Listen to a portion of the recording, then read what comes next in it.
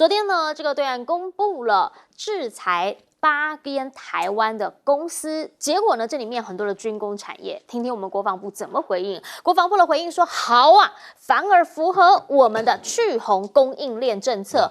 本来我们就是这么干的，对不对？这个太好了，这样让我们呢能够更有国防自主的能量。那我们也请教了总统府，如果说真的要跟对岸完全就是不要有太多的红色供应链，最重要是 ECFA 嘛，那 ECFA 我们会主动跟他断吗？截至我们录影之前呢，这个电话打不进去，所以没有办法获得更多的回应。但是你要知道，昨天这个讯息出来，很多人看到是什么样的内容以及什么样的美感在这里来，因为稀土啊，因为呢，如果说你制裁它之后，会不会其实稀土我们这一些就没有办法用到？在军工业，稀土非常重要。而先前呢，元件他们就特别做了这么一个报道，说台湾稀土的需求是全球的前5位，半导体也要用到它啊。还有我们特别用到的是什么？永磁铁哦，还有一个就是这个抛光用的视酯化合物，这些都是我们进口量最大的，而且呢，中国就是这2样的主要生产者。再加上网络上我也有看到人家讲说，哎呀，我们稀土进口其实也才几公斤而已啊，没有那么多啦。但是您知道吗？你讲的是原料啊，我们讲的是什么？是进出口的统计，是稀土金属混合物，也就加工过的这个化合物。我们输出呢是7048公吨，那大概稀土原料进口量的7365倍。重点来了，中国提供86.1%的货源，所以呢，如果我们高度的仰赖对岸的话，那你这样被断了这一些连结，或是他根本就不给你出口，完全遏制你的话，我们的稀土存量还能用多久呢？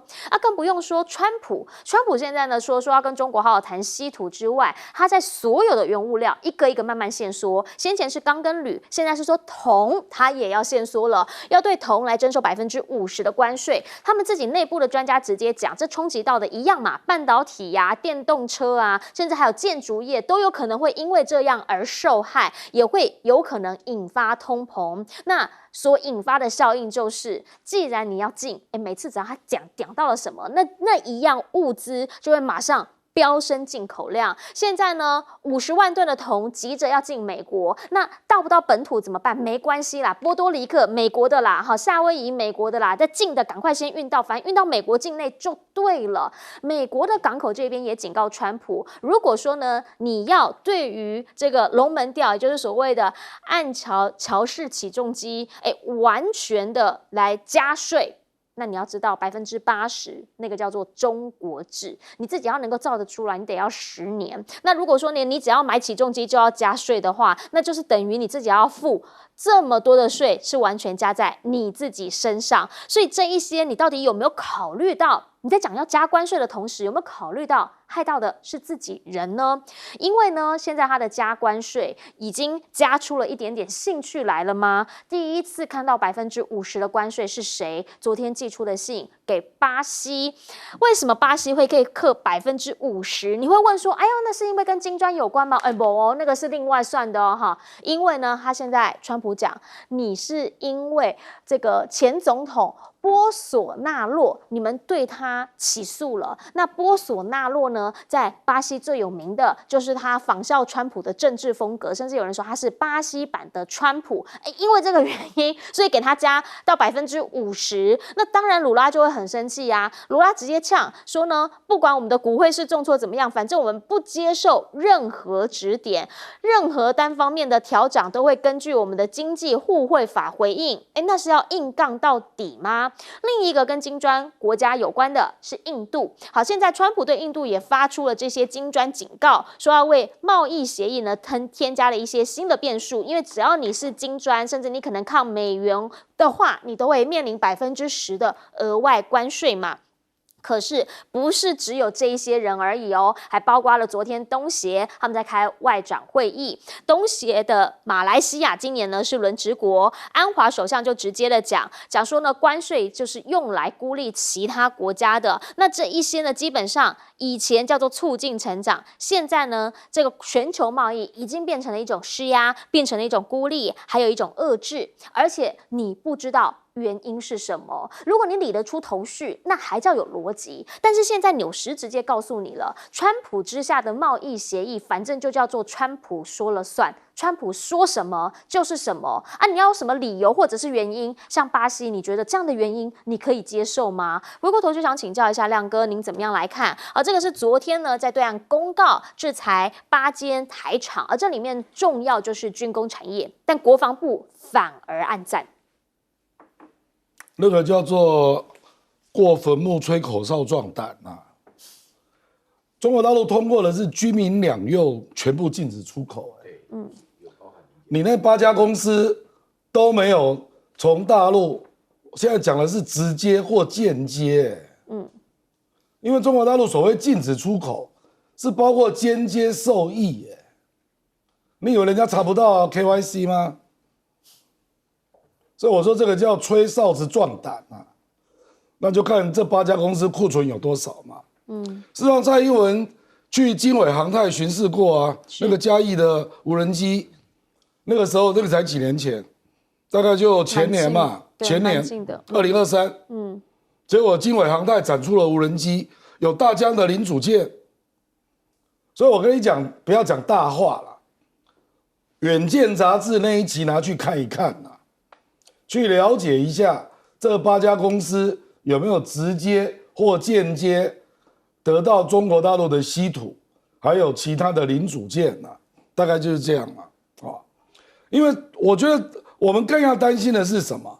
中国大陆现在对美国做出类似管制的企业有70家。那如果台湾未来对中国大陆都比照美国做类似的管制啊，那中国大陆会不会越来越对台湾采取类似的做法？这个恐怕才是要担心的吧。这个不是只有军啊，是军民两用啊。所以你如果这8家企业有透过其他台湾的民营企业得到必要的零组件，你不要以为不会受到影响啊。那另外就是，川普为什么会对铜做这么大的动作？是因为美国的铜的制造只占全世界6%，那他就在每天都在胡思乱想啊。美国现在是这个就是110吨啊。美国的产量啊，那它就中国大陆是180吨，然后美国是排名第5哦，是排名在前面最大的是智利，智利是530吨，对，然后接下来就刚果330吨，秘鲁是260吨，所以他在异想天开啊，就认为我只要把铜输到美国要用50%的关税啊，那美国这个铜厂，它就可以增高了比例了，就可以从6%变成15%，是不是？你的幻想是不是？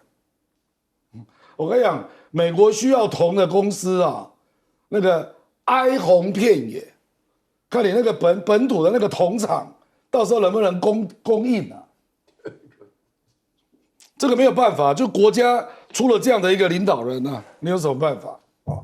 他还扬言要对外国的药品征200%嘞，对，这个还没开始啊。是，我跟你讲，那主要就是针对欧洲，没错。那到时候你去看美国国内会不会缺药了？这个就没有办法，因为他的国际贸易跟经济学的知识只有高中程度了，甚至有人说过，那个克鲁曼说他只有幼稚园程度。对，看你怎么办啊？反正这个到时候时间来决定啊。那一样嘛，那个码头的那个起重机，那几乎都是来自什么中国大陆，对，有几家重工嘛，大部分都大陆制。那看你怎么办嘛。巴西这件事我跟你讲巴西跟美国的贸易，其实巴西是逆差美国出口到巴西的东西比巴西出口到美国多74亿，两边都是400多，一个是490几，一个是420几，我就不知道你这样搞下去，你认为对美国企业都没有影响他就是在气嘛，因为 Bolsonaro 是他的好朋友，那鲁拉现在把他给软禁了嘛，所以他在生气了，结果从10%一下飙到50%就这样那鲁拉就是个硬汉所以接下来就到巴西出口的那些美国企业，接下来就要倒大霉了。其实在这一次新一波的这一些名单当中，大家就看到想说，怎么会加的让我们有点不太知道原因，所以才会看到纽时那一篇说，反正他现在就是他说了算。听起来蛮有道理的，请教老师。这个川普就是个贸易流氓啊，他做什么事情的话，大家用这个美国总统来想他，那就完全错了。你要用黑道老大的方式，用比较傻的那种黑道。比较傻的那种，而不是那种很聪明，不是教父演的，是教父打败了那些黑道老大哈。那我就讲巴西的事情来讲哈，他这个川普的话呢，首先第一点呢，他昨天跟今天就我们得到的消息就是反正这个贸易也不用协商了，也不用谈了，我给你封信，说多少就多少这大家都接到信了然后日本就很不爽，这本来是谈的结果，然后现在的话呢，就要考虑这个信接到的话，其实就是贝森特讲也不能这样搞，他们自己就自动延期到8月1号。这个其实很少有这样的事情，就是说我跟大家强调，这个关税就涉及到主权问题，主权是不分国家大小、不分强弱的。你本身对待人家的态度的话，就是要谈以后的话，不能够侮辱人家的主权。像我们这边的话呢，在节目非常小心，不能说脏话，也不能说哪个国家不好这2件事情我们都不能说的。为什么呢？因为涉及到人家国家主权。那川普现在就这样讲他发了信，然后第2件信的话呢，就是呢，这个今天又发的信当中，对于巴西这个信已经被公布了，特别针对于说，他这个波索纳洛的这个事情的话呢，这个非常不得了。波索纳洛的事情在巴西经过司法的调查，我们现在对于司法的过程不公开，调查的过程不公开，我们现在谈到很少人就谈到连柯文哲我们都不敢讲什么，对不对？那司法调查。结果川普跟他讲说，你马上把他放掉直接干涉到另外一个主权国家。我说句良心话，这是大荒唐，这跟对美国对巴西丢炸弹是一样的，只是一个心理炸弹，一个实质美国对伊朗是丢实质炸弹，这一样道理那巴西这么也是个大国很受侮辱对不对？这是第2个麻烦的事情。那讲到这种事情，然后第3件事情的话呢，连那个巴西带头一起轰到了这个金砖峰会巴西今年是金砖的临时就是轮值主席，对不对？那你一起骂，那骂的这个结果当中的话呢，而且理由非常荒唐，就是人家用本币交易呢，人家对不对？组成了一个区域型的一个经济力量，那不用本币交易，还要用美元交易那不是开玩笑吗？所以我为什么就说川普在一开始讲的话呢，他整个观念就是这样子的一个贸易流氓。只有中国先看清楚了，中国先看清楚，就是对于这种贸易流氓的话，就要用不跪要卡住你的脖子那个稀土的问题的话，大陆现在发觉有用，就越搞越像。现在的话呢，就是搞到连台湾什么各方面想吸产地的门都没有。所以这样的情况下，所以我觉得川普现在的话呢，搞到世界大乱，这个也是没有办法的事情。来请教一下严老师。我觉得第一个对稀土问题我自己是觉得说，哇，原来我们跟大陆关系这么差，他还供应我们稀土供应这么久然后这么对，而且是用在军工产业，民间的也有。对了，当然我的意思有军工产业的，那就是是在对抗他的，居然还这么久那现在那我们难道在跟大陆在做对抗的时候，都没有想到先把这一个确保我们的稀土有别的这个来源吗？还是就说忽然发现现在对抗？但我觉得我们国防部讲得很好去我们供应链那我倒是看看你到底有准备了什么东西，你的这个供应链，你跟智利的关系好吗？你跟其他的这些这个非洲国家或者这些其他的稀土的国家，你跟他们的关系好吗？澳洲等等。我不知道能不能拿到这么多那么快所以这个确实是让我们要去高度思想，就是我们常常讲说你不对这个，你如果坐在玻璃屋里头，你不对别人丢石头嘛。那我觉得我们现在有的时候会去丢石头，但忘记自己是住在玻璃屋里头，还蛮危险的这个应该要稍微要改变。那川普这个对这个金砖国家包括巴西在内，它包括我们前一阵子也讲到，它要将金砖国家还要再加10%的税。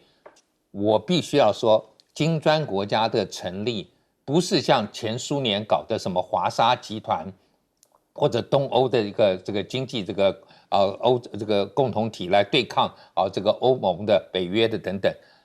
今天是你 Goldman Sachs 忽然把这4个国家摆在一起，你先把他们摆在一起，他们忽然说，那我们真的来成立一下好了。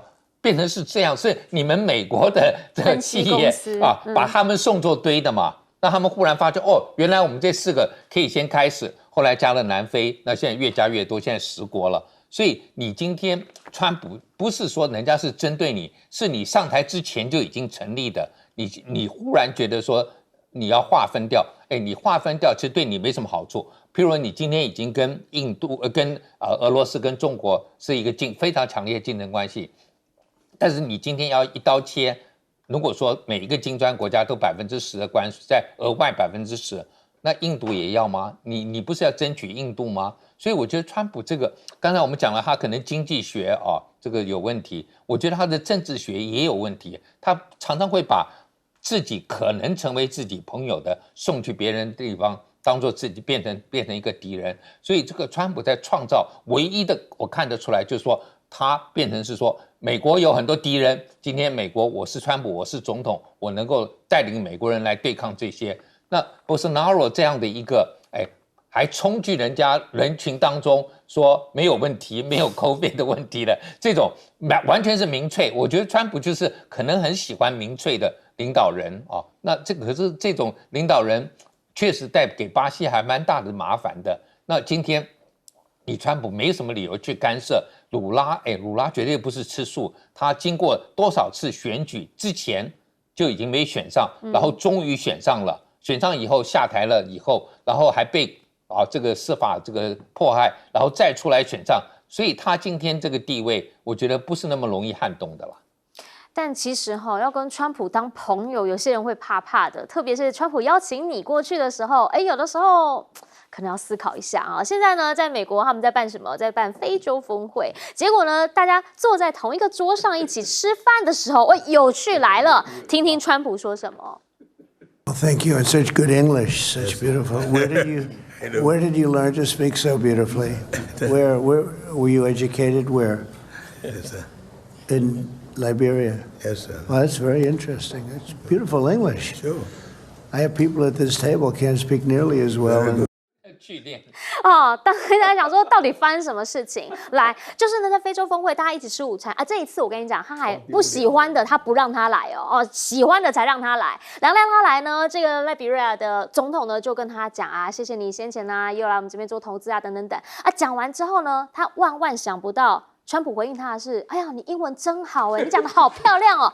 你有受过教育吗？你在哪里学的英文呢？哎呀，大家就在讲说这是什么意思啊？人家是总统，然后你这样子跟他讲话，礼貌吗？但这也不奇怪，因为先前是什么？南非总统来的时候是播影片给他 saving， 说你们这边呢有屠杀白人农民。那非洲赖索托总统来的时候，他怎么讲呢？”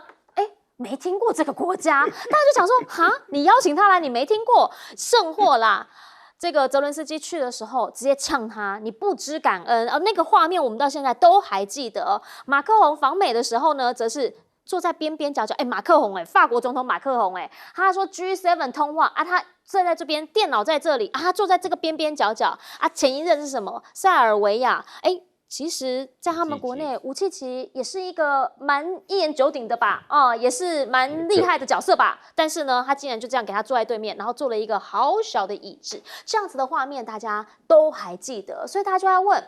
跟川普邀请你跟他当好朋友去他家做客，这合适吗？好，可是另一个邀请现在大家又在问这个到底合不合他的利益？这个是9月3号，中方呢即将要阅兵，现在邀请的是南韩总统李在明，大家就在问李在明会还是不会去？因为李在明现在一选上之后，他就直接的讲了，他希望跟他的这个左右邻居好好的相处。但是现在韩国国内其实政治还没有完全的。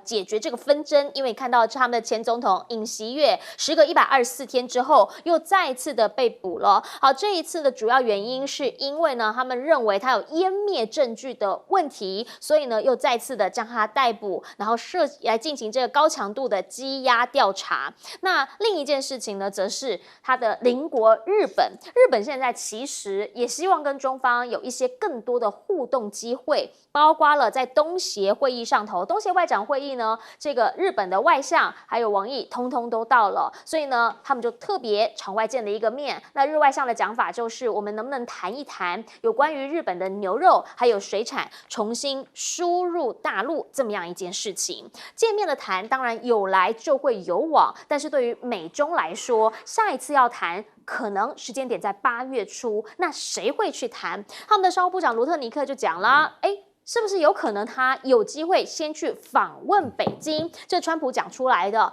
因为呢，他说现在他跟中方关系很好，贸易上面呢我们都很公平，经常对话，甚至呢还讲说有可能罗特尼克会先去访问北京。那如果8月初他会再跟中方的代表在彼此之间互动，又或者是对话的话，时间点你给他算一算，因为现在还有另一个商界的时间点是 Financial Times 讲出来的，王仁勋应该下个星期会去访问中国，他们最快在9月的时候要推出一个新的 AI 晶片。那这个新的 AI 晶片有没有可能，其实也希望跟中方这边有更多的往来？好，不知道。但是他7月要去嘛，然后卢特尼克是有可能8月要去，那另一个是什么？川普10月真的会去中方访问吗？这个呢，大家都打一个问号，算不算川普他自己有想要铺路或者铺排呢？但其实现在对于去中方访问的美国人当中，这一位算是现在在网络上最红的啦。而且你知道吗？他连去到欧洲都还在讲中文呢。听听当时发生什么事。Back. We are really back with the Chinese phones. Where you from? Oh, I was just in China. What part? Yeah, Shanghai. Shanghai. Yeah, I was in Shanghai. 来都来了。拜拜。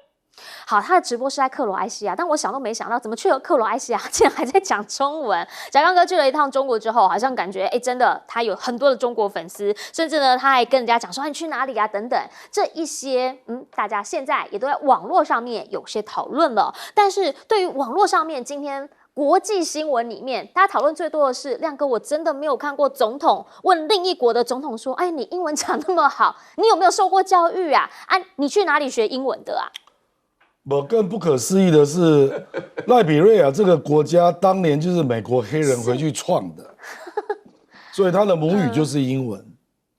事实上，他的政界就是美国黑人留下来的啊，他连这个都不知道。非裔人士，坦白讲，这个奥巴马看到大概就昏倒了。对啊，这个是美国非洲裔的人都知道的最起码的故事啊。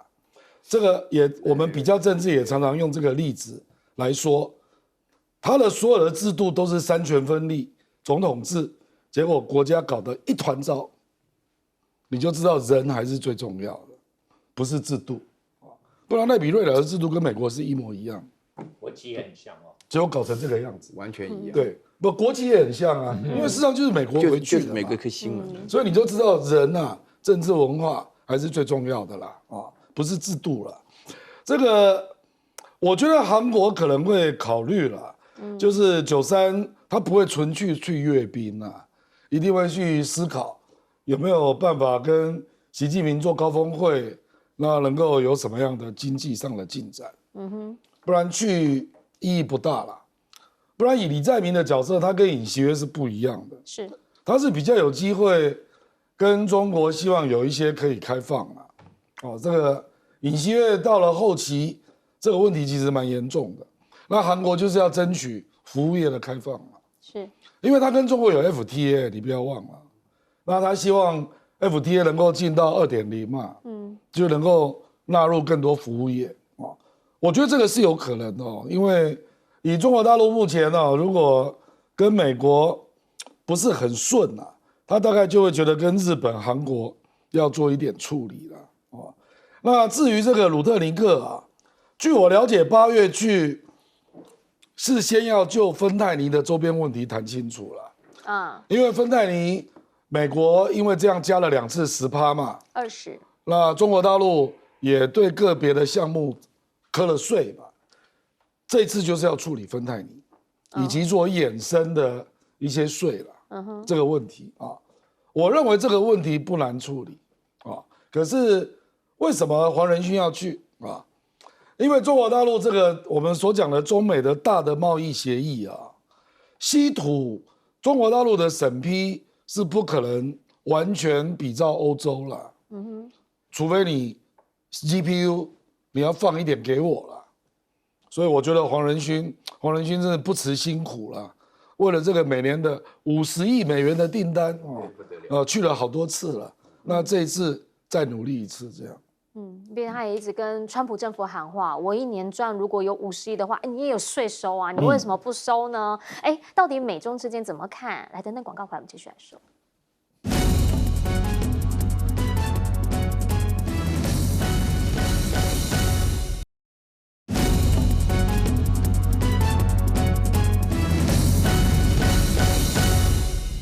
好，我们说川普在华府举行非洲峰会，但是这个待客之道，很多人很意外。请教严老师，我坦白讲，我对美国印象一直不错，我不相信我印象不错的美国人会选出一个这么傻的总统，我真的很难想象。因此我稍微看了一下我把它解释成都是故意的了我觉得赖比瑞亚这种事情，赖比瑞亚是几乎就是美国的这个自由黑人所成立的一个国家。那怎么在讲话有美国腔听起来很顺耳？我觉得这个根本都不意外。然后川普不可能不知道这个事情，因为这个是美国门罗宣言之外，门罗总统最伟大的事情就成立赖比瑞亚这个国家，所以他不知道的话，而且还连续问了好多问题，还最严重的问题是问你在哪里受的教育，你受过教育没有？这个话，然后呢讲说我在赖比利亚受过教育，这个不是跟美国完全一样？这个非常侮辱人的，就好像你看到一个元首问另一个国家元首你有没有受过教育，这还得了，对不对？然后你再看，我这边讲一下就比如说这个川普不是第一次夸奖人英文好，上次那个英国总理到了那个白宫哇，川普讲的更恶心说你的英语真好，我如果有你这个 British accent 的话，我早就当什么总统了他就拿人家的能力开玩笑另外大家看一下这个，我觉得赖所说没听过川普是讲给人家听的那时候我记得我跟那个严老师在一起上台的时候，他觉得他是非洲专家，他觉得说讲一个国家没听过，你知道什么意思吗？对不对？太好笑了然后另外的话呢，那个上一次跟那个泽连斯基吵架的时候那川普对他讲你什么牌都没有那直接那个吵架的感觉是故意吵的，吵完以后那个范斯加入嘛，就乱七八糟。大混战在土耳其办公室，最后川普讲了一句话，讲说你们记者你会看到一个非常精彩的然后那个讲到那个什么这个有关于塞尔维亚的总统的话呢，给他小椅子，这就明显安排的嘛。塞尔维亚总统的话呢，估计205公分我开玩笑说那个椅子就是还有这样子的高度他205公分那马克宏的话呢，刚好受到侮辱嘛，对不对？以后再也不敢去了。他这个法国人特别要面子那现在的话坐在那边，我觉得是故意的。好，我们先进广告，等等回来邀请严老师帮我们总结。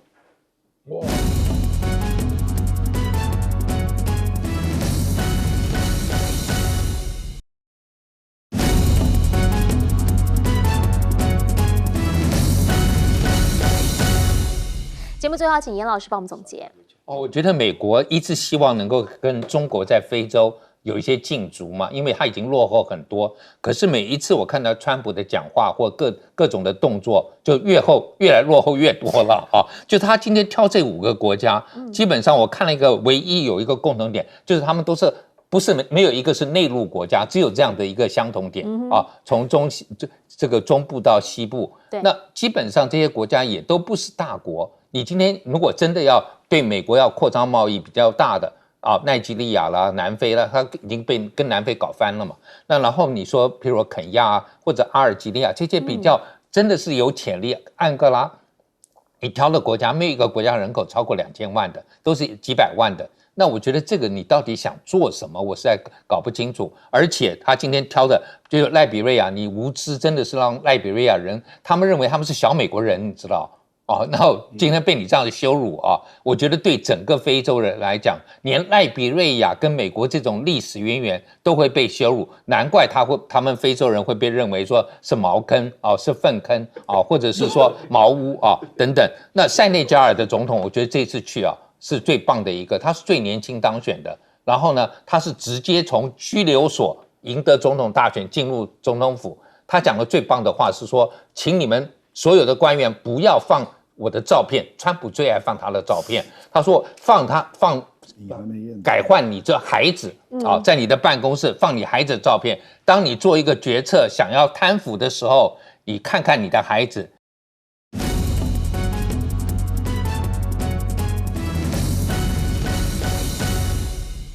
大家午安，我是陈燕莹，欢迎来到新闻大白话。接下来这一小时国内外大小事，要用您听得懂的话说给您听。现在介绍这一小时来宾，首先要介绍是耶鲁政治学博士郭正亮，大家平安。台大哲学系教授苑举正老师，燕莹好，各位观众朋友大家好，以及政大国关中心兼任研究员严正生老师。主持人好，各位观众大家好。好，要首先带你来看到的是在台南这一边呢，这一次真的灾情严重，这个是我们总统赖清德的本命区，所以第一时间他还赶到台南来视察，看看这画面。严重啊！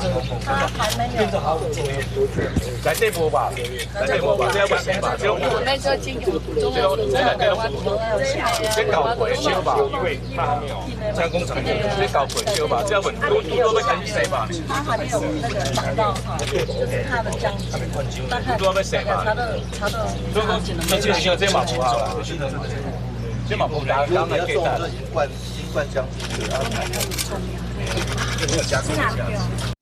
好，旁边有人跟他讲啊，其实这个真的还没有长好啦哈，所以他 Kim 还是应该啦哈，因为就是还没长好就被打下来了嘛啊。可是总统呢，他就是一直这个手上的动作还蛮抢眼的，很多人在讨论啦，说啊，那如果这样的话，下次去花莲勘灾，花莲是什么西瓜会抛接吗？去屏东如果是菠萝蜜会抛接吗？但是哈。讲一个比较真的，就是肢体上面的动作，到底这代表什么样的意思？我们问了 ChatGPT， 用心理学的角度来分析。ChatGPT 告诉我们，这可能是在思考出现困难的时候呢，这个转移注意力、降低焦虑的行为，所以呢可以让他心情要稳定一些些。但是说实话，这一次去视察勘灾政治学，讲的不是总统本人，讲的是谁？讲的是旁边的人。好，带您来看到的是呢，这一次总统勘灾照叫一图各表，因为你看一个人的脸书或看一张照片，你可能没有办法知道全貌。譬如说啦，林俊宪委员他的这一张图呢，你有没有发现？这么刚好，里长的手呢，就是把陈亭妃的脸给挡住了，就这么妙。好，陈亭妃的脸书呢，这么刚好。其实林俊宪委员是卡加一招，就没有看到他啊。这个呢，画面当中最旁边就变成赖清德了啊。大家就开始讲说这两个人在台南挂了大概600个看板、300个看板，大家也想问为什么？在台南这个重灾区，到目前为止，一个台风还会停电那么久，很多地方说有点像孤岛那样子，因为也没水，也没有一些救援的物资，大家就想问这么一件事情，也想问呢，我们的赖清德总统，比如说勘灾的时候会蹲在地上，那个时候的感觉呢，就很像蔡英文那个时候不是讨论兵役延长，那个时候也是蹲在地上吗？然后星爷迷就直接想到那个威龙闯天关，周星驰不是也跟他们蹲在地上，然后他老婆来说：“哎呀，老公，这一票是什么人啊？”他就说：“官啊。”然后一群人就走了。其实呢，现在对于百姓来讲，大家在意的是这一些天灾过后，社会安全啊，或是这一些补助啊，政府如何处理？但是我们政府比较在意的是什么？在意的是726的投票，大罢免不会因为天灾而停。来带您看到是这个礼拜6要拼场了啦哈！总统五讲说跟罢团晚会动员，然后对上的是反罢的燕子秃子要来反罢，结果呢早上才看到新闻，没有想到我们下午的时候呢就有消息传出说赖清德的第5讲有可能呢就是因为这个他要延期，因为台风灾情要去勘灾，总统就不出席了。至于延期到哪一天，目前尚未确定啊。让我们本来很想说呢，有可能在关税出来之前，先听听总统怎么来讲我们的外交状况。又听不到了。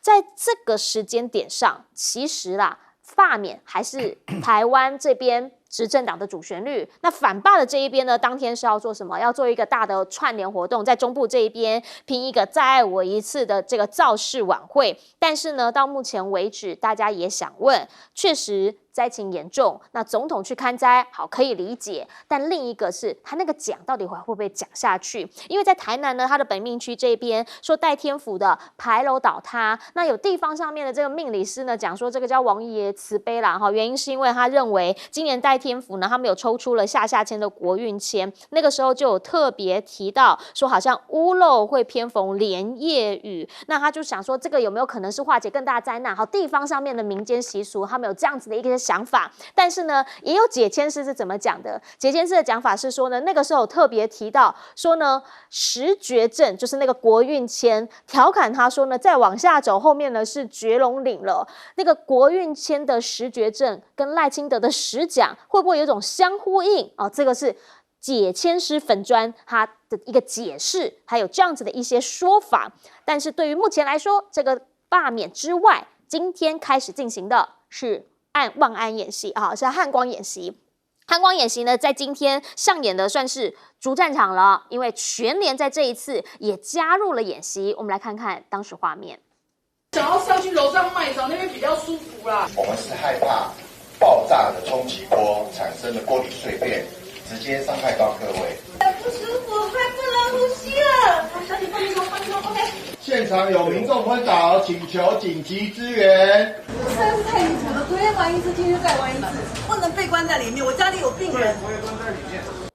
好，那个阿姨那个情绪是真的，那个不是演的哈。她其实在问说，这么多天了，为什么会这么多次啊？其实现在这个汉光演习呢，在这一次真的是一样哈，我们没有剧本的，但是呢，前线比较不一样，是在淡水河这边有真的爆破，也就是炸药交汽油桶，想要阻绝共军的突袭。但以前比较少看到的，则是呢 AIT 他们也实际的到前线去看。以前其实有的是什么？是他们可能是比较高阶的指挥官来了解。但现在是看到一个武官联络官团队，是一整团哦，就跟着教召的部队来行军。想要看的是我们到底现在国安这一些教召地面上面的地方团体势力能不能够有一个国安的保护力吗？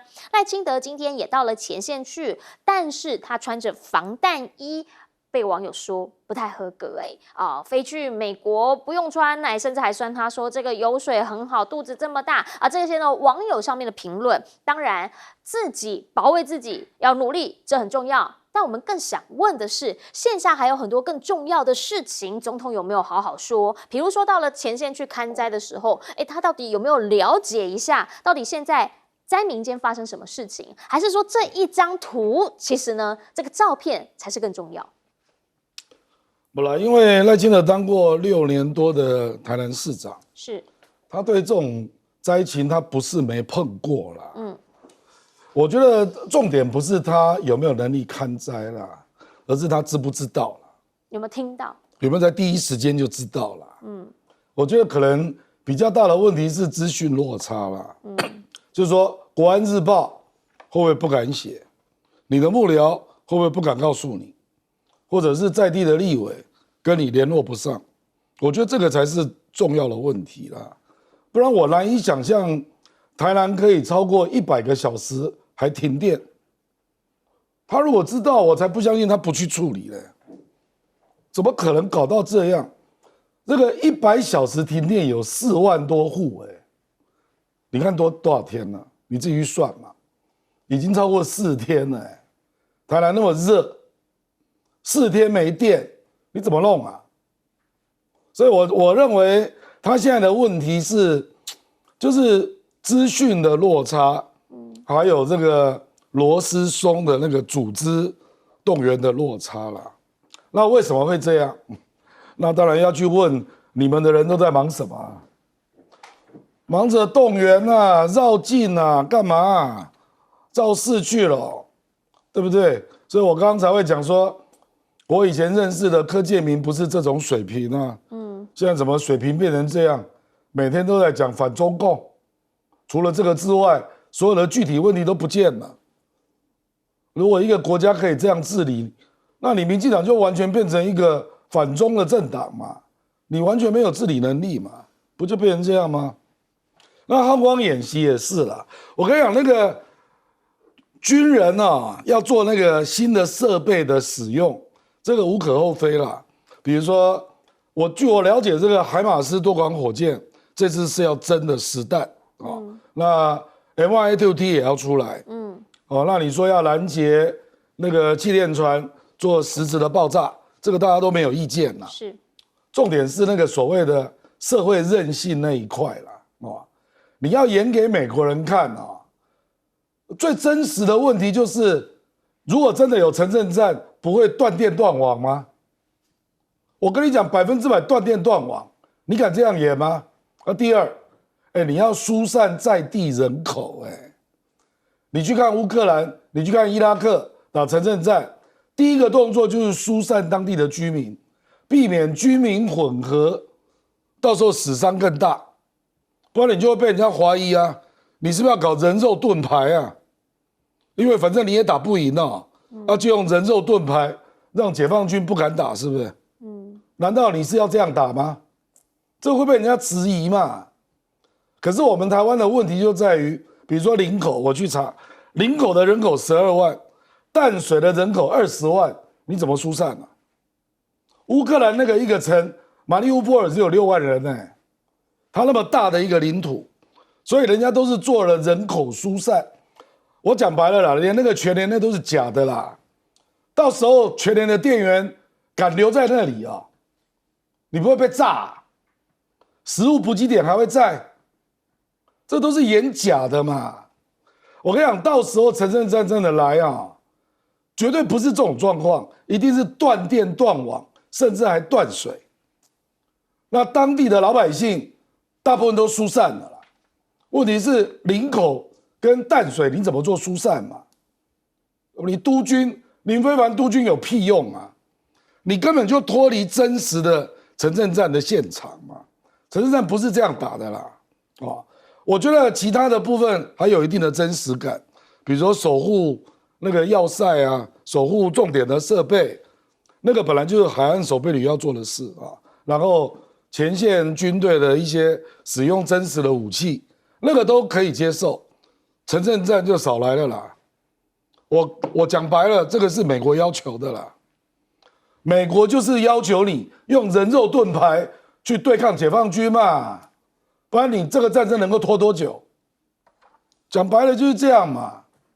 可是你这样做，就是没有把老百姓的生命放在眼里嘛。没有人这样打城镇战的啦。来，请教教岳老师怎么看？这个赖清德蹲在那个幼稚园然后在手颠的那个动作哈，我的那个 ChatGPT 里面啊，它里面整个问题从心理学的角度，就是说他那个动作哈，确实是其实 ChatGPT 讲的不够清楚了，是说反映了赖清德的潜意识啊。不过他这里面讲了一个很重要的议题啊，就是说他自己啊，大家可以看到那个照片啊，他心里非常慌啊，他不晓得该怎么办好。拿了几个柚子在那边呢，说什么？那个柚子基本上都掉在地上了，也没有熟嘛。他在那边垫来垫去的话呢，让人家感觉到，你看那个表情的话，就是六神无主的感觉。我觉得它里面凸显了3件事情了。第一个的话呢，诚如亮哥刚刚所说的，他基本上的话呢，整个重心就不在柚子啊，整个重心在大罢免。对不对？我觉得说是因为我们基本上的话呢，晚上睡觉，我们家那地区，我住在文山区啊，那个文山区的话呢，听到我就是很多人在那喊的叫罢免罢免嘛，年轻人声音，所以说这个也是他这个要目前施政的主要目标。然后第二个的话呢，这一次啊，这个台风非常特殊啊，这个台风这次没有经过中央山脉，是直接从南部往北的，哇，这个不得了啊！我现在才发觉，我们真的很感谢有中央山脉，你知道吗？否则的话，我们基本上都长不大啊，因为台湾这样子搞下去的话呢，那还得了，1年7、8个台风，那这样。那这一次的话，台南你不要讲别的，那个南鲲生的代天府吧，对不对？那个基本上的话，那个牌楼啊，我看那个照片了，那个牌楼的话呢，横切面直径有20多公分的，10几个牌楼就垮成那个样子啊，这个是不得了的事情啊。因为那个时候的话呢，我觉得赖清德本身呢，他第3点的话呢，就做台南呢，我感觉到靠海嘛。台南的话呢，这海鲜好吃以外的话，靠海的人基本上都是比较对于那个妈祖啊，对于什么代天府什么都比较信任嘛，比较相信的啊，所以说呢，那个如果说是最重要的牌楼，那么大的牌楼倒掉的话呢，这个象征的意义啊，这个台湾人就感觉上就觉得很衰了啊，就觉得说是运气不太好，又抽到下签啊，然后再加上这个台南本身的话，有一个重大的消息啊，就是所有的光电设施全部被吹到海里去啊。看到照片触目惊心啊！然后大家讲说是你不管多少钱的话呢，好几万亿的台币都被吹到海里去了。我不晓得这个光电到了海里能不能捞回来再用哦，这个我不是专家，但是我觉得这个运气就是衰到底啊，对不对？所以在这种情况下的话，赖清德的这个情绪上的反应，就是颠那个柚子的话呢，这个动作其实是一个转移自己潜意识的恐慌。那再加上的话呢，本来是利用这个时间要讲这个叫做什么团结国家10奖中的第5奖，现在也说不出来了。为什么呢？因为前面4奖收到的效果的话，我只听到大家都是做批评的，没有人会强调说是变得比较团结了。所以我现在感觉上那个团结国家10奖当中，那个团结好像长颈鹿英语一样，去那边学英语看不到长颈鹿，变成纯粹是一个名称而已。那个团结纯粹变成一个名称，那实际上的话，能不能促成团结的话呢？大家心里都有数啊。原来就很团结的，那当然很团结，但是觉得他是有点讲法有一点荒腔走板的，那依然认为他荒腔走板。不过在这边的情况下的话呢，我觉得说是有关于这个汉光演习的话，这个问题啊，因为我最近有朋友的小孩是接受新兵训练的时候，现在的新兵训练投手榴弹啊，以前我们投手榴弹是丢得越远越好，现在不是了，现在投手榴弹是朝向窗户里面丢啊，就是做城镇战的准备啊。一般的话呢，原来的话手榴弹是比远的，现在是比准的，那这个差距非常大，所以造成的一个结果的话呢，我终于在这个听到很多人就因为原来的话呢，我就已经知道，就是美国人发觉台湾的战力好像不太行，买一大堆武器能不能用？所以说这个城镇战的一个发展的话呢，我也相信是美国人要求的。请教一下严老师。我觉得赖清德这个去视察唯一做对的事就是穿了雨靴。没有穿皮鞋，我觉得这个是唯一做对的。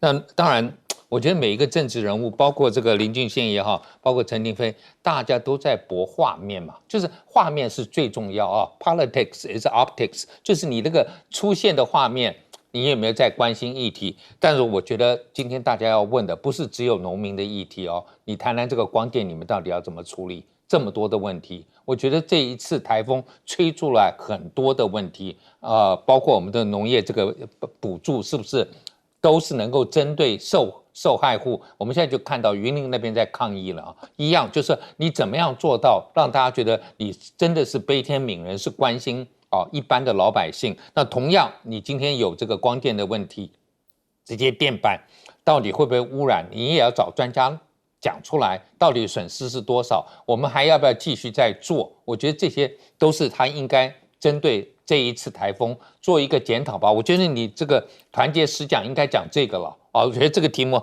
很重要。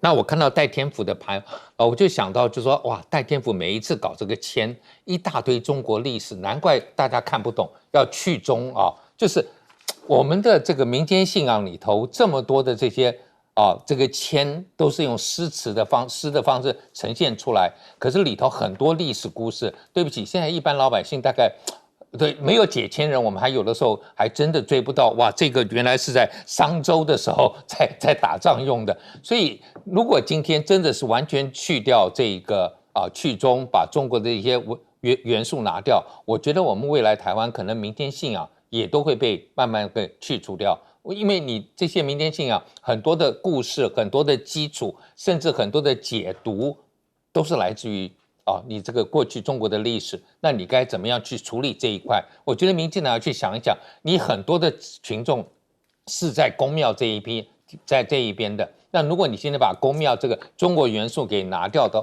把这其中中国元素拿掉，那你公庙的文化也会有危险。确实现在政府好像听到了对岸大陆中国就会觉得说我们要跟他参谋高最不牢，为什么